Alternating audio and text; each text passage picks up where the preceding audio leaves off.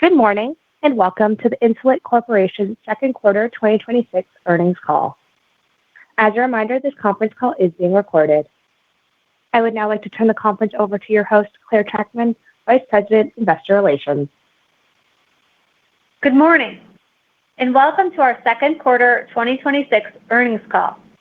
Joining me today are Ashley McEvoy, President and Chief Executive Officer, Flavia Pease, Chief Financial Officer, and Eric Benjamin, Chief Operating Officer. On the call this morning, we will be discussing Insulet's second quarter results, along with our financial outlook for the third quarter and full year 2026. With that, let me start our prepared remarks by reminding everyone that certain statements, including comments regarding our financial outlook, the anticipated impact of our strategic actions, the potential impact of various regulatory and operational matters, and the macroeconomic environment on our results of operation, contain forward-looking statements that involve risks and uncertainties. And of course, our actual results could differ materially from our current expectations. Please refer to today's press release and our SEC filings for more detail concerning factors that could cause actual results to differ materially. In addition, on today's call, non-GAAP financial measures will be used to help investors understand Insulet's ongoing business performance, including adjusted operating income, adjusted EPS, adjusted EBITDA, adjusted tax rate, and constant currency revenue, which is revenue growth excluding the effect of foreign exchange. A reconciliation of certain non-GAAP financial measures being discussed today to the comparable GAAP financial measures is included in the accompanying investor presentation and available in our earnings release issued this morning, both of which are available on our website. Additionally, unless otherwise stated, all financial commentary regarding dollar and percentage changes will be on a year-over-year reported basis with the exception of revenue growth rates, which will be on a year-over-year constant currency basis. During the Q&A session this morning, Ashley, Flavia, Eric, and myself will be available to address questions. Now I'd like to turn the call over to Ashley. Ashley? Good morning, everyone, and thank you for joining us. We delivered another quarter of strong revenue growth, expanding profitability, and solid cash flow generation. Our performance reflected the strength of our differentiated business model and our team's dedication to improving the lives of people with diabetes around the world. Total company revenue grew 23% year-over-year on a constant currency basis, exceeding our expectations. We saw strong demand for Omnipod across both the U.S. and international markets, along with a benefit from favorable price mix. Importantly, we delivered growth this quarter while continuing to meaningfully improve profitability. Second quarter adjusted operating margin increased 140 basis points year-over-year, supported by increased manufacturing productivity and the benefits of scale. Adjusted earnings per share increased approximately 42%, driven by our strong revenue growth and disciplined operating performance. Demand remained healthy, with new customer starts rebounding from the seasonal slowdown in quarter one. Global new customer starts increased both sequentially and year-over-year, resulting in our second highest quarter ever and contributing to 23% growth in our global customer base. In the U.S., we continue to source more than 85% of new customer starts from MDI users, and over 40% of new customer starts were people with type 2 diabetes. Internationally, Omnipod 5 became the #1 insulin pump for new users in Australia. We also recently launched in Spain, marking our entry into an important new market and further expanding our global reach.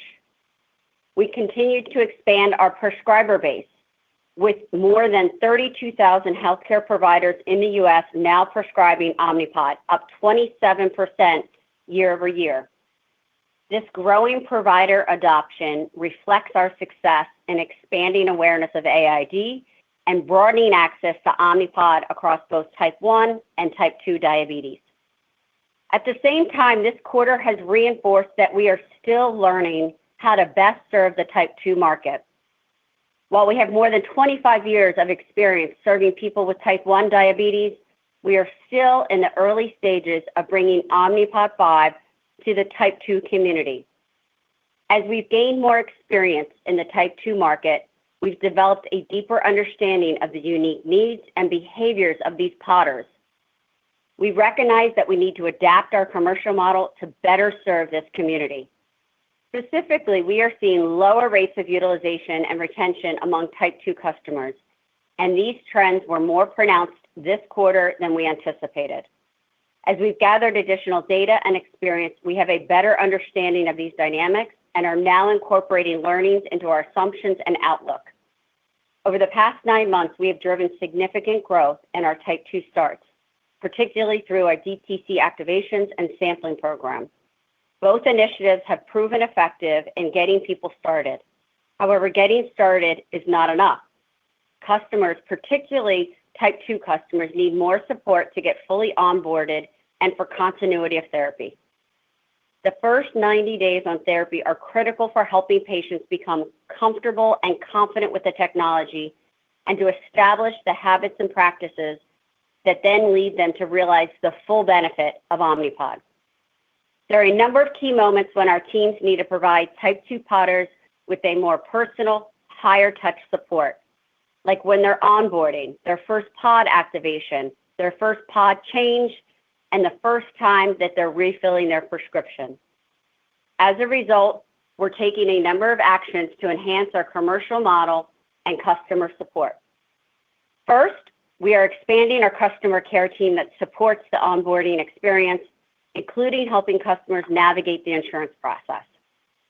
Second, we're changing our sales force compensation structure to prioritize and reward longer-term retention, not just new customer starts. Third, we're refining our approach to how we deploy samples to better identify patients who are most likely to benefit from Omnipod and support these customers during the sample process to improve conversion, retention, and long-term success. And finally, we are rolling out new technology platforms like Omnipod Discover, which has shown promising early results during its limited market release. This cloud-based platform helps providers and patients identify trends, personalize therapy, and make more informed treatment decisions. Early data is providing a glimpse into how Discover may positively influence both clinical outcomes and retention, giving us confidence in its ability to support long-term therapy success. Adoption of Omnipod Discover continues to grow, with more than 12,000 people with diabetes and over 1,600 healthcare professionals using the platform today. Alongside this progress, we are accelerating the development of a modern customer data and engagement platform. By bringing together the data across our interactions with healthcare professionals and patients, we're building a more complete 360-degree view of each customer. This will enable highly personalized two-way engagement, allowing us to better anticipate needs, tailor support, and improve the overall customer experience. Over time, we expect these capabilities will help to optimize adoption, utilization, retention, and lifetime value while supporting better outcomes for the people we serve. We're confident that over time, these actions will help improve long-term success for our type 2 podders. Importantly, our data show that once type 2 customers remain on Omnipod for the first 90 days, retention rates stabilize, a trend that we also see in our type 1 population as patients gain confidence with the technology and experience the benefits of Omnipod. That's why my conviction in the long-term type 2 opportunity remains high. While the ADA recommends AID as the standard of care, we've just begun the conversion process. Today, just over 5% of the approximately 2.5 million U.S. adult basal bolus insulin users have converted to AID. Additionally, there are approximately 3 million basal-only insulin users who may also benefit from AID therapy. While we're still in the very early stages of type 2 adoption, the opportunity is substantial with significant runway ahead. Interest in Omnipod is strong among both patients and clinicians, which translated into healthy new customer starts, with type 2 representing more than 40% of new customer starts in the second quarter. As we refine our commercial and support model and leverage new technology platforms like Omnipod Discover, we believe we can drive better outcomes, improve retention, and expand AID adoption across this large and underpenetrated market. With that context, let me now turn to our updated outlook. We're updating our full-year revenue outlook to incorporate the utilization and retention trends we are seeing within our Type 2 customer base and to reflect the time required for the actions we are taking to translate into improved customer success. We now expect 2026 total company revenue growth of 20 to 22% and U.S. Omnipod growth of 17 to 19%. We are raising our international revenue growth outlook to 30 to 32%, reflecting the strength of our first half performance and our sustained momentum. As CEO, I take accountability for our reduced U.S. outlook. As we've gained experience in the Type 2 market, we've developed a deeper understanding of certain dynamics that were not fully reflected in our initial planning assumptions. We should have identified the issue sooner, and I'm confident in our ability to better serve the Type 2 community and in the long-term opportunity ahead. We're acting decisively to enhance our commercial and customer service model, and we will continue to be transparent about what we're learning and how those learnings shape our actions and outlook. As we review our plans for 27 and beyond, we believe it's appropriate to revisit certain assumptions underlying our longer-term revenue outlook given the additional data and experience we've gained, particularly in the Type 2 market. We expect to provide an updated view on our long-range outlook on our fourth quarter call. This will give us time to incorporate additional learnings from the actions that we're taking to improve outcomes for our Type 2 customers. That said, while we're reassessing our specific long-range revenue growth expectations, we remain highly confident in the significant long-term opportunity ahead and our ability to create value over time.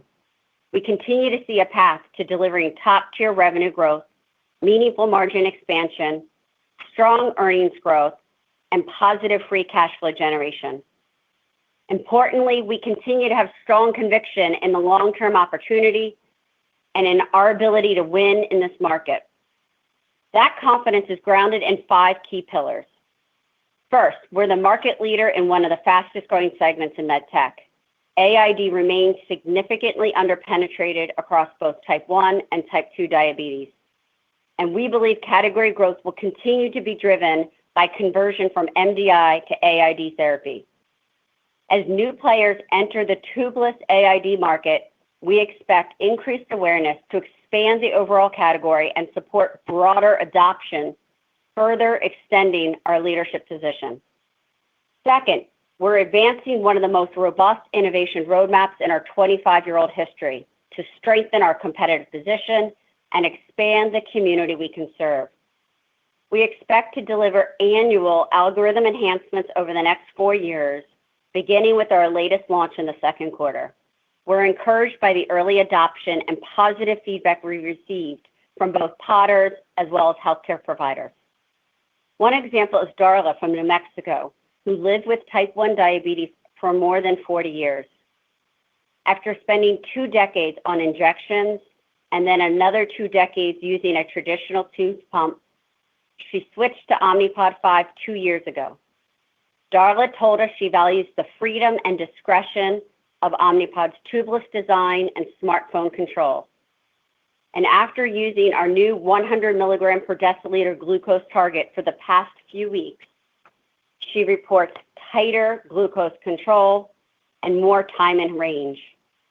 In her words, "I can feel the difference. I would never go back to a tube pump." Looking ahead, we're advancing the next generation of innovation across our pipeline. At ADA, we presented pivotal STRIVE data supporting Omnipod 6, which delivered improved time in range and time in tight range across people with Type 1 and Type 2 diabetes, while maintaining Omnipod 5's proven safety profile. In the bolus optional phase, users held strong results while requiring significantly less bolusing, shifting the work from the user to the algorithm.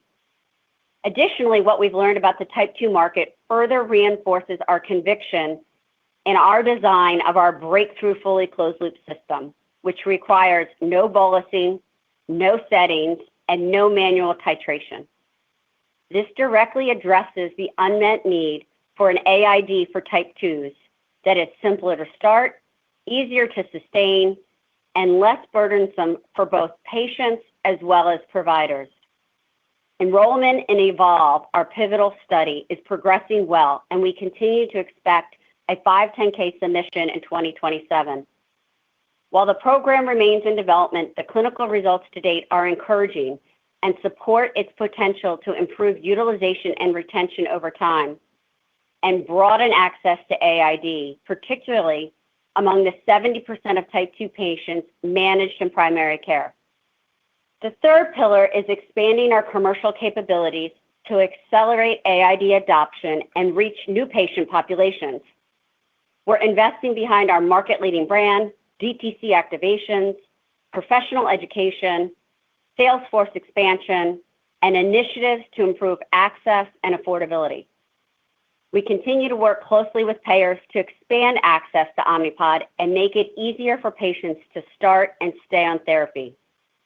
During the quarter, we added coverage for an additional 6.5 million lives and reduced barriers to therapy by simplifying prior authorization requirements for approximately 10 million lives.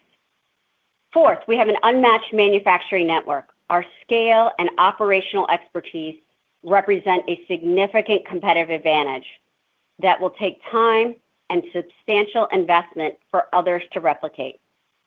Fifth, and finally, the strength of our recurring revenue business model generates strong cash flow, giving us significant financial flexibility to continue investing in innovation, our commercial capabilities, and our manufacturing network while maintaining disciplined capital allocation. So let me close with this. This quarter reflects both the progress we've made across our business and the important insights we've gained as we deepen our understanding of our type 2 customers. We're listening carefully, learning, and acting decisively. Above all, we're committed to improving how we execute to benefit global Podders and our business. Looking ahead, we're confident in the future. With a differentiated platform, a strong innovation pipeline, and an exceptional team, we're well positioned to improve the lives of more people living with diabetes while creating long-term value for all of our stakeholders.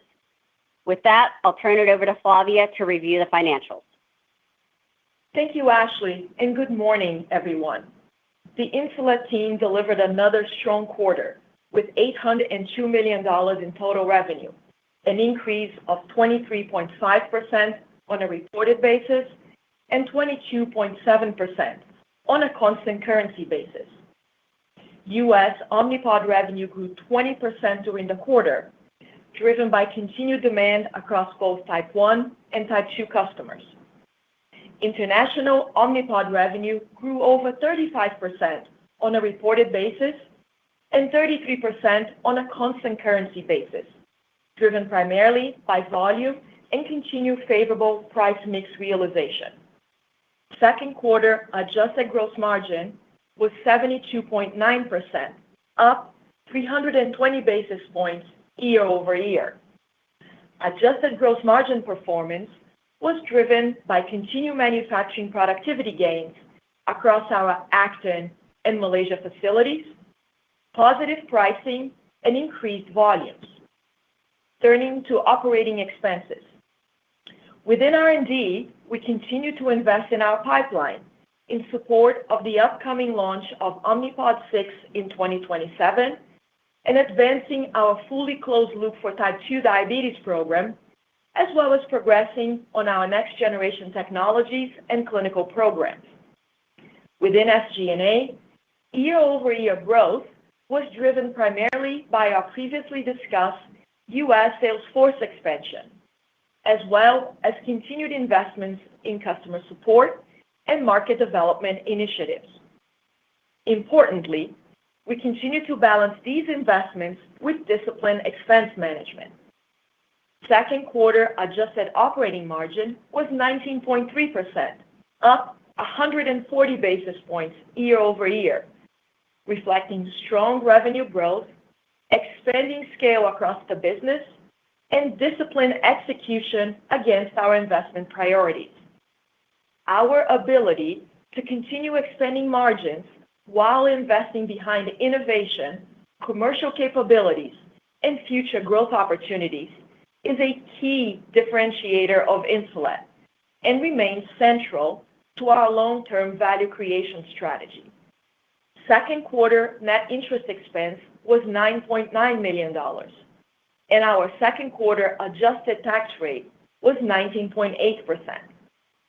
Second quarter adjusted EPS was $1.66, up 41.5% from $1.17 in the prior year, with adjusted EPS increasing at nearly twice the rate of revenue growth.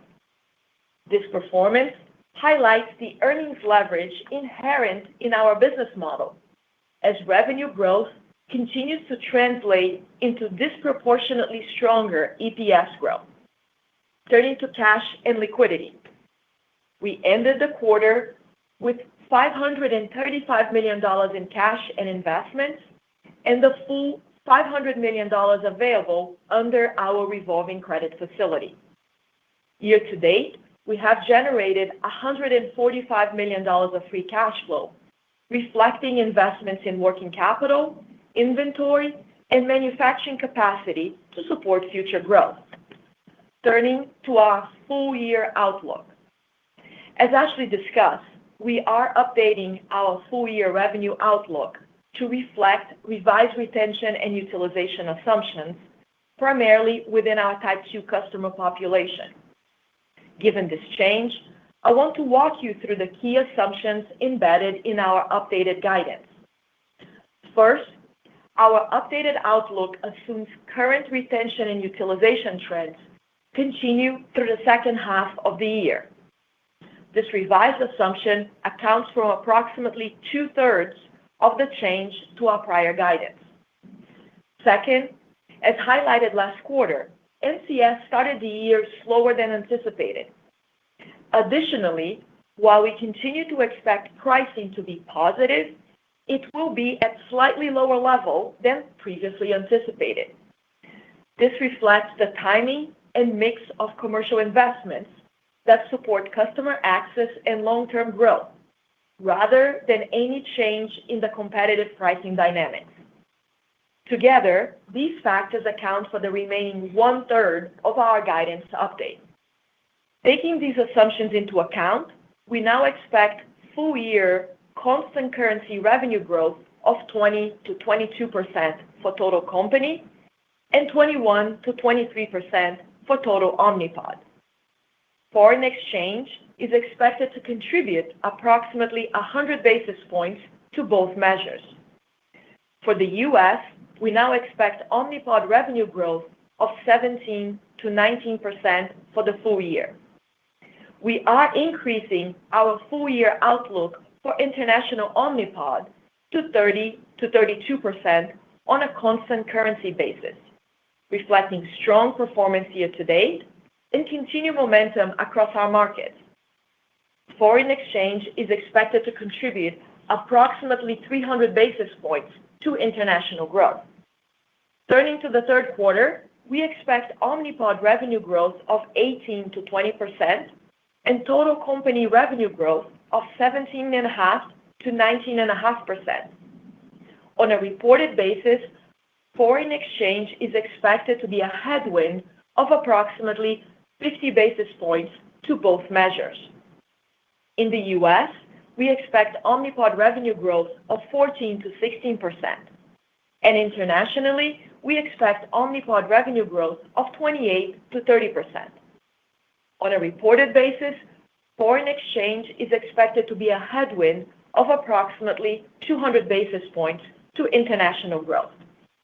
Now turning to operating margin. We remain committed to increasing profitability and continue to expect to drive approximately 100 basis points of operating margin expansion in 2026. Below operating income, we expect approximately $40 million of net interest expense and a non-GAAP tax rate of 20%-21%. We continue to expect approximately 70 million shares outstanding and now anticipate adjusted EPS growth of at least 30% for the full year. We expect free cash flow to be down modestly from 2025 levels, which reflects the impact from the medical device corrections, but still healthy, supported by strong earnings growth and margin expansion, and offset by increasing capital expenditures associated with our manufacturing expansion plans. While we are reassessing the pace of revenue growth, we remain confident in the substantial opportunity to expand Omnipod globally and deliver top-tier growth. We continue to expect adjusted operating margin to expand by approximately 100 basis points annually and adjusted EPS to grow at a CAGR of more than 25%, while continuing to generate strong free cash flow. We continue to assess the impact of the actions we are taking to improve retention and utilization. It is premature to provide formal 2027 guidance today. However, we believe it is important to share some preliminary thoughts on how to think about 2027.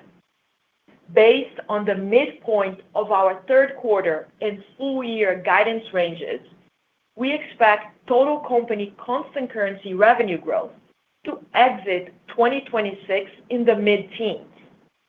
Our objective in 2027 is to deliver growth consistent with or better than that exit rate, supported by new product launches and the benefits of our sales force expansion. I would note that this preliminary view does not assume any benefit from the actions we're taking to improve retention and utilization. We will provide formal 2027 guidance along with our updated views on our long-term growth outlook on our fourth quarter earnings call. To close, we delivered another quarter of strong top-line growth, continued margin expansion, robust earnings growth, and meaningful free cash flow generation. While we are adjusting our revenue assumptions to reflect the additional insights we have gained in the Type 2 market, our confidence in the opportunity ahead remains high. We serve a large and under-penetrated global market, continue to take share, and remain committed to investing behind innovation while increasing profitability.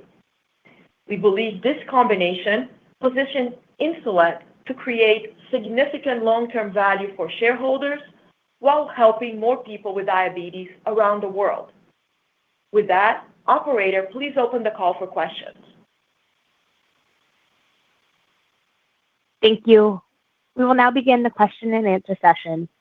I would like to remind participants that this call is being recorded and a digital replay will be available on the Insulet website.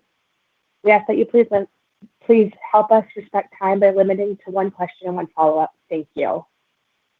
Our first question comes from Robbie Marcus from JPMorgan. Please go ahead. Your line is open. Thank you, and good morning, and thanks for taking the question. Really wanted to focus on current trends and 27 update here. It sounds like Type 2 is the big issue. So maybe Ashley and Flavia, you can kind of walk us through, exactly what's changed since ADA. At ADA, the comments were pretty positive. What happened since then in your learnings? When did you really start to see Type 2 fall off in terms of attrition? And on 27, it sounds like you still feel like you can accelerate a bit off of exit trends. There's a big view out there, and investors are worried hitting the share price about oncoming patch pump competition and potentially pricing in the pharmacy channel. So within the comments on 27, maybe you could walk us through what you're assuming for competition and pricing. And with an exit rate in the U.S. around 10%, what gives you confidence that you could accelerate? And why not take the opportunity to perhaps lower the bar here with 2027? Thanks. Yeah. Good morning, Robbie. And listen, thank you for the question. I'm going to handle that first part, and then I'll turn it over to Flavia to talk about 27. And let me kind of first start, which is I appreciate that this new outlook comes as a change from the past comments and what I was speaking about. And I just need to acknowledge up front that we should have understood some of these type 2 trends sooner and done a better job of adapting our commercial and customer service model to the needs of this really important customer base of us, which is the type 2. And as CEO, I take accountability for that.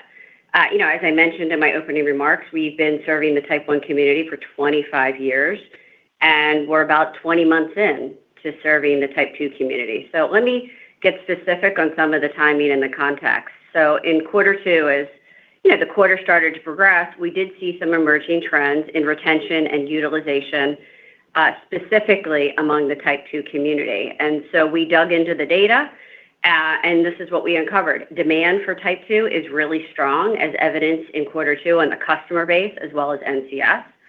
We then looked at retention data, and what we identified is past 90 days, they start to get more comfortable, they get more confident, and start to realize the benefit of AID therapy, and retention stabilizes. Our opportunity is to get much better at the first 90 days of onboarding. We've identified these issues, and as I shared in my opening remarks, we are taking decisive actions in quarter 3 to get people to better success. But I'll tell you, it's going to take a little bit of time for these actions to translate into improved customer success. So that's why we've updated our guidance to reflect that the trends that we saw in quarter 2, specifically related to the type 2 community on utilization and retention, that they continue in the back half of the year until we have sustained evidence that these are really going to have improved outcomes. And I would just kind of wrap, Robbie, before we get to 27 is, listen, I've got absolute conviction in the long-term health of this business. I think that this is an execution challenge. I don't see anything structurally different in the marketplace. Again, this is not due to pricing. This isn't due to competition. This isn't due to GLP-1s. This is due to our execution in serving the type 2 community in the first 90 days. So on that, let me turn this to Flavia, who will talk a bit about 27. Thank you, Ashley, and good morning, Robbie. As we mentioned, it would be premature at this point to provide guidance for 2027, but we did want to provide some color. To your specific question, our outlook does contemplate competitive entrance in 2027. However, we remain highly confident on our competitive position. Omnipod's very differentiated form factor is only getting better with the algorithm innovations that we continue to launch, starting this year with the enhancements to Omnipod 5, next year with Omnipod 6, and then in 2028 with fully closed loop for type 2. The outlook also assumes stable price, and that is consistent with what we've seen in the marketplace. You asked us, or you asked a question around the philosophy on the guidance. We believe that it does reflect what we're seeing in the marketplace today. It does not contemplate improvements from the actions that Ashley described, and we believe that that's a prudent way for us to establish this preliminary view for 2027. Our next question comes from Travis Steed from Bank of America. Please go ahead. Your line is open. Hey, everybody. I think maybe I'd kind of follow up on the first question. First of all, what gives you the confidence things can stabilize and re-accelerate in 2027, just given you're still kind of working through some of the type 2 stuff today? Why go ahead and assume that re-accelerates in 2027?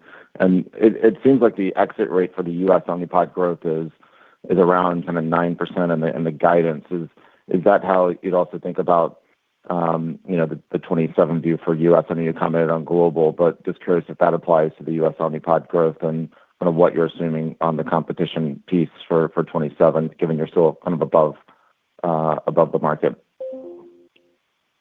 Thank you, Travis. Let me start, and then I'll turn it to Flavia. To your question on stabilization, Again, the focus for today's conversation is around type 2 and the learning that we've gleaned on type 2 and what we're doing about it. We have not assumed that all of the actions that we're taking right now in quarter 3 are going to be baked into the guidance going forward. So we've assumed that the run rates on utilization and retention that we experienced in type 2 remain constant in the balance to go. Now, we have confidence that those actions are going to have an impact, and we're going to be keeping a keen eye. Again, the several things that are very new and different of changing sales force compensation, going from new customer starts to retention, improving our data platform. As I mentioned, we launched our Omnipod Discover. We've got about 12,000 people with type 2 using that. We've got early data back on that in the limited market release. It's showing not just really strong customer satisfaction, but also very improved retention rates. And then clearly making sure that we have a strengthened customer experience, and we've refined our sampling program.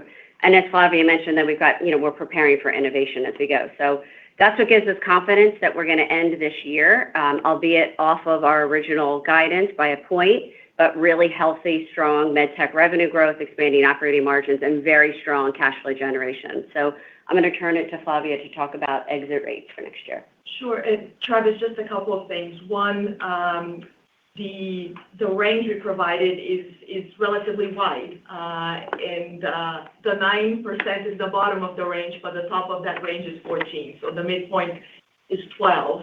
And it does contemplate the impact of the new product launches, as well as the full benefit of our sales force expansion, which will accrue into 2027. So we believe, again, it's a prudent approach, as Ashley said, and we'll provide additional insights in our fourth quarter earnings call. Our next question comes from Larry Biegelsen from Wells Fargo. Please go ahead. Your line is open. Good morning. Thanks for taking the question. I guess, Ashley, I'll just ask one on the type 2. Maybe if you could share some of the metrics on utilization and retention with us, and why are you confident the actions will have an impact? I mean, is it plausible that just type 2 patients are different from type 1? Thanks for taking the questions. Yeah, Larry, thank you for type 2. Let me kind of share what we've been learning and some areas that obviously, the whole pod community, what inspires us to better serve these folks, and also some of the challenging aspects in our learning curve. And then really importantly, what are we doing about it? And what KPIs are we going to be looking at to make sure that we're making progress? I would first start with why we're so encouraged and inspired to serve this community. It's a large underpenetrated TAM. There's significant unmet need in this community. We have really strong science, and ADA guidelines are on our side. We do have synergy and learning from 25 years serving the type 1 community. And as we stand here in August, we have tens of thousands of type 2ers who are using PODD and getting fantastic results. Just last week, I was in the field at one of the largest safety net hospitals in Boston, and they serve over 40,000 people with diabetes, and 90% of their cohort are people with type 2 diabetes. And what I heard loud and clear is if they have a CGM, if they have phone control, if they're somewhat engaged in their diabetes and they have medical coverage, all of them can benefit from AID therapy. So that's what drives us. Now listen, some of the challenges in the type 2 community are as following. A different kind of emotional burden. Our type 1 community, and it often refers at their point of diagnosis like a tidal wave. It happens to them. The type 2 community says, you know what? It's more like a rising flood. It's slow and progressive, and I did this.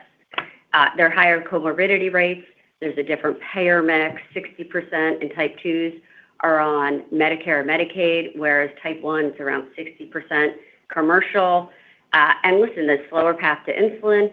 And predominantly, it's the PCP that is really writing for them. And with that in mind, that's what's led us to the actions I spoke about in my opening remarks. That coupled with our innovation coming within 2 years, which really unlocks the type 2 community. It's specifically designed. It's CGM-like. You put it on. There's no bolusing. There's no settings. There's no manual titration. this is really going to unlock the 70% of type 2s who are seen in primary care. So that's what gives us confidence and makes us resolute to go deliver masterful customer service the first 90 days, just like we do with the type 1 community. Our next question comes from Jeff Johnson from Baird. Please go ahead. Your line is open. Yeah, thank you. Good morning, everyone. Maybe two questions here, if I could squeeze them together. But just one, Ashley, as you talk about those T2s that are tougher to stay adherent, any early evidence that you can go back to some of those patients, address those needs, and you've brought them back into the fold? I guess what has worked, if anything, so far in trying to reverse some of that adherence issue, number one. Number two, you talked about pricing maybe a little bit less positive in your assumption for this year. You know, there was a big blue payer that recently rolled back pharmacy access for some of your tube pump competitors. I guess my question there is that evidence of you throwing kind of your rebate, weight around? Are you using some added rebate dollars to maybe, push exclusivities in some markets on the pharmacy side? Or how should we anticipate your pricing comments, or how should we interpret, your pricing comments with this change we saw from one of the big blue payers here recently? Thanks. Yeah, thank you for the two questions, Jeff. Let me address your last question first, and then I'll have Eric address a little bit of what we've been doing to smooth out some of the pain points in the type 2 community. As Flavia mentioned, our price realization in the United States has been stable to slightly up. And we've been, again, very disciplined in our pricing. We've been continuing to, because we think that wins for the category, as new contenders have entered into the pharmacy, our pricing strategy is extremely disciplined. And we, as I mentioned in my opening remarks, we continue to experience coverage wins on access, as well as really reducing the barriers of prior authorizations. As I shared, we had 10 million reductions of prior authorizations. So I would tell you our strategy is working. It's good for Insulet, it's good for patients, and it's good for the category. So on the type 2s, I would just open with demand, again, is very strong. We're getting a lot of demand, a lot of people interested, and a lot of people on PODD, and we're keeping them. Retention rates stabilized for type 2. Our opportunity and all of our learning have been around those early pain points the first 90 days. So Eric's going to elaborate a little bit on that. Thank you, Jeff. Hi, Jeff. Just a couple of builds in terms of what we've seen and our ability to keep folks who live with type 2 engaged, and why the actions that we're taking, we believe will be effective there.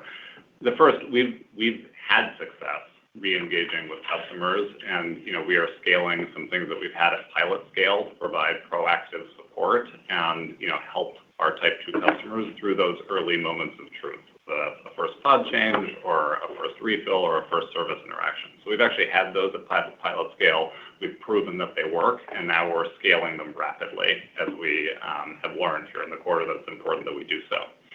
We've also seen that we can adjust some of how we go to market in the field to make sure that the support that we provide with prior authorization and benefits checks is as easy and as seamless as folks need it to be, because we know that that's really important to the type 2 customer as well.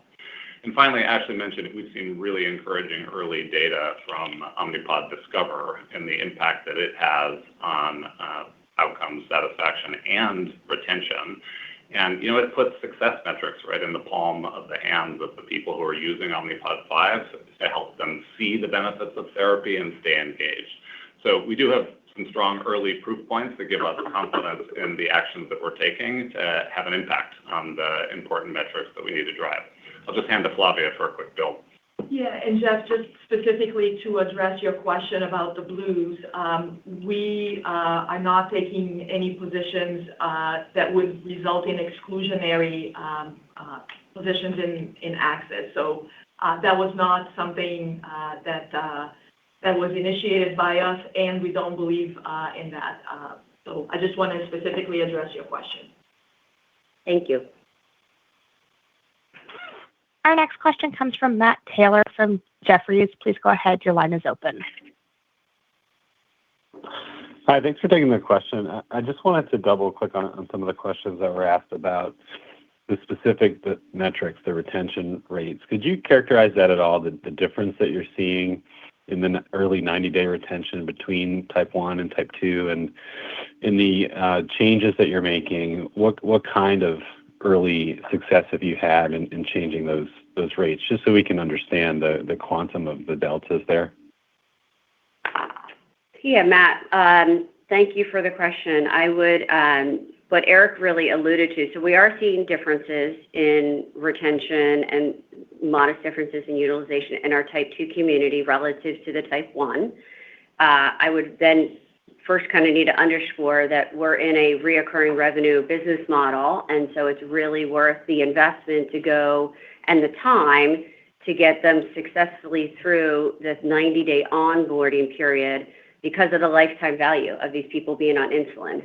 And so again, I come back to we've proven that there's healthy demand. It really is those first 90 days. And as Eric mentioned, it's number one, making sure as we get them on a sample, it's making sure that we do the right kind of adjudication on medical coverage, so that's really seamless. It's holding their hand for many of what we call their firsts. It could be their first pod change. It could be the first time they actually have to go pick up their prescription. It could be the first time that they're going to take a vacation. We've identified, let's say, 10 of these pain points that we need to offer very strong encouragement to keep them on pod. And as Eric mentioned, we just completed our limited market release of a very modern new customer data platform that will have several new modules that we're pulling forward on our roadmap. It's called Omnipod Discover. And again, we have 1,600 clinicians who are using Discover and 12,000 patients. And basically what Discover is, it gives real lifetime data to patients. It shows them the insulin trends that they're getting. It initiates a really clear conversation they can have with their clinician. Caregivers can have access to that, which is very beneficial. And ultimately, not only does it give them more confidence and more control, it results in better satisfaction, and we've seen early data of meaningfully improved retention rates in this community. Secondly, it's just sales force compensation. Our biggest investment in our P&L is our field. We have the largest field force in the industry, and we are evolving in addition to new customer starts to hold them accountable, but also retention specifically for the first 45 days. That's going to have a meaningful result. And again, really managing those first 90 days. Our next question comes from Marie Thibault from BTIG. Please go ahead. Your line is open. Good morning. I just wanted to try to understand a little bit more what you're building in for potential competition coming, I think, late in the year, and a little more detail on sort of the timeline for when some of these efforts in the type 2 population might start to show up. I know there's obviously a 90-day kind of cycle before they're coming back. So want to understand both what's being built into the guidance for competition and any timelines on when we'll see updates on this. Yeah, thank you, Marie. Let me take your second one on T2, and then I'll speak also about competition and turn it to Flavia. For T2, as I shared, we, again, 20 months into this, we've identified some trends in Q2 that accelerated. We're taking action right now. We thought it was prudent to not bake those actions into the updated guidance that we're providing today. So the updated guidance assumes that the trends that we saw related to attrition and utilization, specifically in the type 2 community in Q2, do not improve and in the balance to go. And we just thought that was a prudent approach. It gives the team time to really see the cause and effect of these interventions. We are monitoring this monthly, and we'll make any kind of adaptations, again, as we learn how to master this community and customer service the first 90 days. As it relates to competition, I'll turn it to Flavia. Sure, and just again to summarize in terms of our preliminary views for next year, just to reinforce, it does not assume any acceleration of the market exit rate. It does not assume any improvement from the actions as Ashley just mentioned. It does assume competition based on what we know so far, and it also assumes us stable pricing environment. Again, what we will benefit from is the impact of the new product launches as well as the sales force expansion that we just completed. Our next question comes from Richard Newitter from Truist Securities. Please go ahead. Your line is open. Hi. Thanks for taking the question. Apologies if this is a little repetitive and may have been answered. So I just want to get a better understanding. You guys have initiatives to try to improve retention and utilization, and a lot of that you feel can be very impactful and crucial during the first 90-day period of onboarding.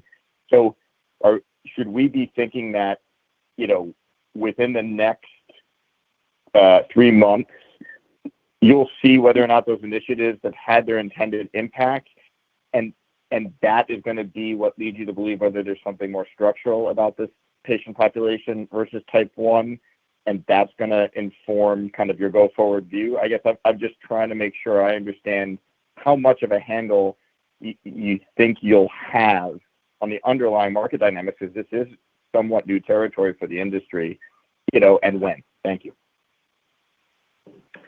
Yeah, thank you, Rich. I mean, again, I want to first start with we view the type 2 community as a very attractive customer base. Again, we have a recurring revenue model. It's worth the investment upfront, specifically the first 90 days, to deliver the right kind of onboarding experience so they stay on therapy. It's good for the category. It's good for patient care. It's good for outcomes. Again, we are getting a lot of success. I have to mention that we have tens of thousands of people using PODD right now with very strong clinical outcomes and very strong satisfaction. So I would characterize what we're experiencing as an execution challenge, Rich, not anything structurally related to the market. Again, demand we've seen 20 months into the launch is very healthy and very strong. I mentioned my field experience that clinicians and patients are waiting to go benefit from AID therapy because we do have strong science and we do have strong utilization. And so I think really it has to do with just the timing. I'm going to come and give specificity. We're implementing these programs right now. Eric mentioned, we've had a customer experience support team since the launch. We've added more resources. We've strengthened a lot of their engagement to address the pain points, specifically around insurance and reducing that barrier. Interestingly enough, we're doing this because we have efficiencies in the business, so this is not a net incremental cost to our business. And I'm just allowing some time to see the impact of those. And that's why we were very prudent with guidance to not assume that these are going to have an immediate impact. And the guidance assumes that the utilization and retention trends that we experienced in Q2 continue on for the balance half of the year. Clearly, we aim to beat that and do better, but this is an emerging customer base, and we're very committed to serving them just as well as we're serving our type 1 community. Our next question comes from Jon Block from Stifel. Please go ahead. Your line is open. Hey, everyone. Joe Federico on for John. Thanks for taking the question. Maybe just almost follow up on that last point. I wanted to just ask how you're viewing the returns from the type 2 spending at this point and balancing top-line growth goals versus just profitability. The T2 returns have arguably changed a lot with these somewhat new retention dynamics and the market taking longer to cultivate. So I'm just curious how you're viewing that spend going forward. Yeah, thank you, Joe, for the question. Again, I'm going to come back to that. I think the type 2 customer base is strategically very important to us and very attractive to us. We've been 20 months since our type 2 indication. You can look at our performance this quarter in aggregate. We delivered 23% revenue growth. We have expanding operating margins. Our EPS was nearly 2x what revenue growth is. That's all while supporting the type 2 community. And again, we have very strong demand with the type 2s, and once we get them on PODD, post the 90 days, retention rates stabilize. We have a very attractive recurring revenue model, and they're on insulin, unfortunately, for a lifetime. And so our key focus is around the 90 days. We think we can do so in a capital-efficient manner. We always look at our cost to acquire. We look at our cost to serve. Clearly, some of the lifetime value measures right now aren't as attractive as what we anticipate they will be. And I would just say some of the short-term trends are absolutely not reflective of what the long-term opportunity is. Yeah, let me build. Ashley talked about the customer lifetime value. When we think also about the cost to acquire and cost to serve the type 2 population, the good news is the actions that we are implementing and that Ashley described, they're not going to have a negative impact on these metrics. Our cost to acquire is stable, even as we expand our sales force, and we continue to drive efficiencies in our cost to serve, even as we redeploy and add some additional customer care support. The actions we are taking, whether it is the updated incentives for the sales force that Ashley described, or optimizing our sampling program, and leveraging, obviously, our really recently launched Discover platform, these are all already embedded in our baseline, so they're really not going to create a headwind on the service cost for the type 2 population. And maybe just to close, in the medium term, we have high conviction that the fully closed loop for type 2 will actually meaningfully change both the customer lifetime value as well as the cost to serve that population. Our fully closed loop has been uniquely designed to address some of these challenges that we have been discussing. So we feel really good about the outlook. Our last question comes from Kieran Ryan from Deutsche Bank. Please go ahead. Your line is open. Hi there. Thanks for taking the question. I was wondering if you could maybe just clarify. I think there's the words retention and utilization have both been used here, but it sounds like this is much more of a retention dynamic than necessarily your type 2 users who are staying on pod, just using it less than you originally expected. Is that fair to say? And then maybe just any commentary you might have on how this retention looks between patients that are getting treated by endos versus PCPs, and anything we should be thinking about as far as how the type of prescriber might play in here. Thanks a lot. Yeah, thank you. Thank you, Karen. Let me first talk about, you're correct. Retention is one that we're seeing a little bit more variability than we had expected. Utilization is slightly down, but it's really retention that we're talking about. I would tell you, obviously, endos are the most comfortable with AID therapy in the type 2 community. So early on, we're getting most of our scripts from endos. We've seen that evolve over the past couple months as we've expanded our field force on their called-on universe, as well as activated DTC. So our mission is to really get PCPs comfortable and confident with the benefits of AID therapy. I will tell you, though, the onboarding experience really is similar regardless of what clinician is recommending them. And so that's why tools that Eric mentioned around a customer data platform like Omnipod Discover that is available to both endos as well as primary care. I'll tell you, endos and PCPs love it. They get to see the insulin trends. Lets them show them exactly how our algorithm is working.